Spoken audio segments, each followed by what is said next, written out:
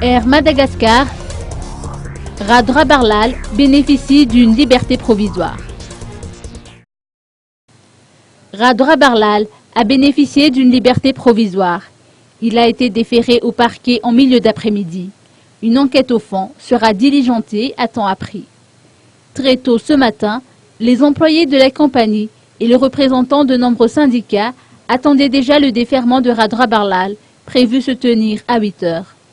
Vers 14 heures, les 6 autres grévistes au sein de la compagnie Air Madagascar, dont 5 pilotes et un mécanicien, ayant également une convocation de la police économique, sont arrivés à Anoussi.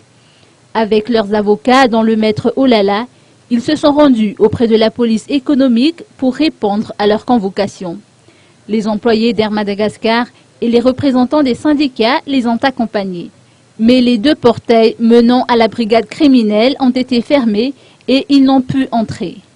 Rad, physiquement, il est formidablement bien porté actuellement à la santé physique et la santé morale. Parce que c'est lui-même actuellement, pendant que je discutais avec lui, qui me demandait de transmettre à ses amis comme quoi, soyez courageux. Je lui ai dit, comment ça se fait qu'une personne qui est entre les mains de la police, qui devait être déférée au niveau du tribunal, et c'est lui-même qui actuellement qui encourage les autres. Moi je trouve que c'est une mentalité de quelqu'un de juste, c'est une mentalité de quelqu'un qui est honnête, c'est une mentalité de quelqu'un qui sait qu'il va vaincre par rapport.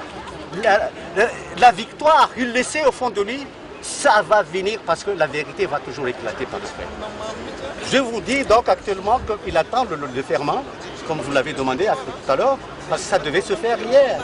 Mais seulement comme il y a des choses que nous ne comprenons pas, qui fait qu'ils ont demandé la prolongation de moment garde à vue, et ça a été fait, mais donc ça va être fait ce matin. Mais seulement, la police attend le feu vert, le top du parquet, pour qu'il vienne amener M. Rad actuellement ici.